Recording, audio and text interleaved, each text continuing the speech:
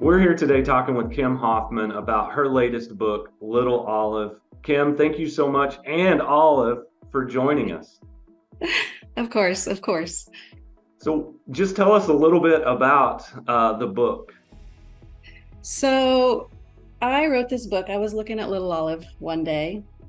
She was born without enamel on her teeth, so she is now toothless and she is blind in her left eye. And I thought, what a great story because she's still an avid ball player.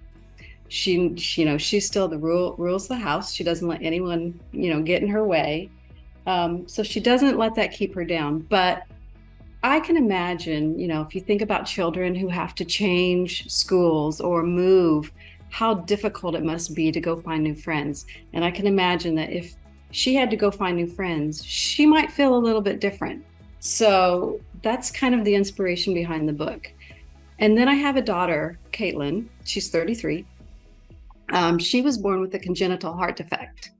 And because of that, she was a blue baby for 4.5 months of her life, like the first 4.5 months.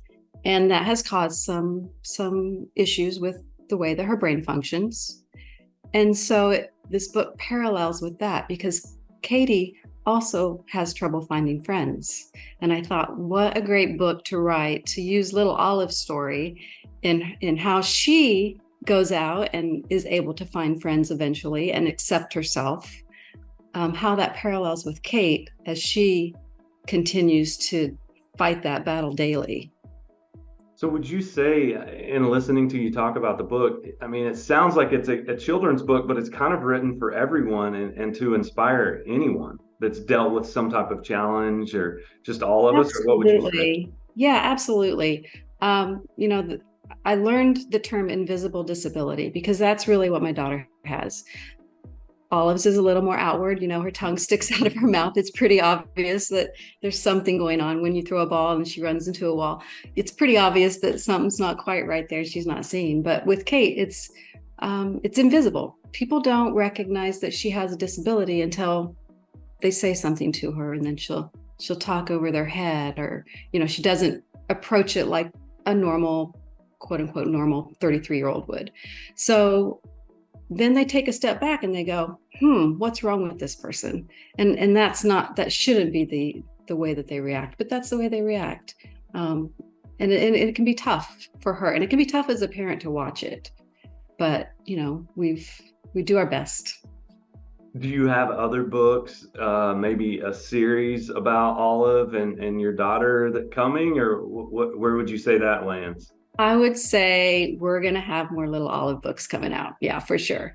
And I now have a Bernedoodle. Her name is Bernie. Oh boy. She's fantastic. A lot more hair than this one. So she'll probably be part of that book as well. And then I have another Italian Greyhound, Piper, who's in the book actually. Um, the characters in the book are actually built around real dogs, so they're all part of our family. Piper is my other Italian Greyhound, and in the book she has a directional tail. Her tail kind of goes like this, and she does because when she was a puppy, she jumped so high once she landed on her tail, and it actually broke her tail. So, Oh so she wow. does have a directional tail, and all the characteristics of the dogs in the book and the cat are true to form.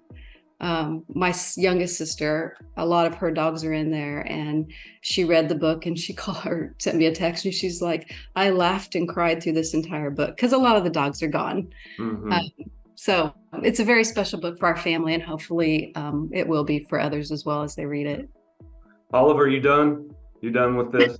I think she is. She says, I'm over it. Well, you were telling me, last thing I wanted to ask you, you were telling me a little bit about you work and the foundation that you've written a lot of books for. Talk us through a little bit about that. Right. So we started the Storytellers Foundation rather, in 2021. And we write stories for people who have lost loved ones, and we write it about their loved one. So we spend, a couple hours with them a couple different times, and we learn about that person, and then we tell their story in a very unique way. So I like to say that I write stories based on truth, and then I just add a little twist of fiction to make it a fun children's story. So I have two previous books out, Grandpa Paul the River Pirate, and then Planting Pickles with Papa Dan. And then I have another book that's actually sitting with the publisher right now, Just Ask Jim. And then I have another one that I'm in the writing process, and then another one that's on deck. So we're staying busy with it, but it's definitely something that I think it just really helps the healing process with these families. Every time that I send a script and I say, okay, here's the first rendition of your story, it's just, they just love it. They're like, we read it together, we laughed, we cried, it's exactly what we needed.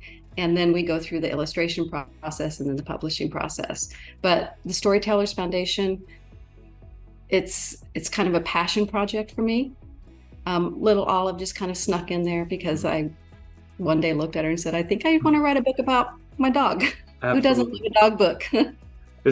We can link the website as well to the Storytellers Foundation in the comments so people can find out more about it through that. Yeah, absolutely. That would be fantastic. Yeah. Well, thank you so much, Olive and Kim, for joining us. You can find a copy of Little Olive online through Amazon, through Barnes and Noble. It's even available if you like to download books on an iPad or iPhone and read through the Kindle app. You can do that through the Books app as well. But thanks so much for joining us, Kim. Absolutely. Thanks for having us. Have a good day. Thank you.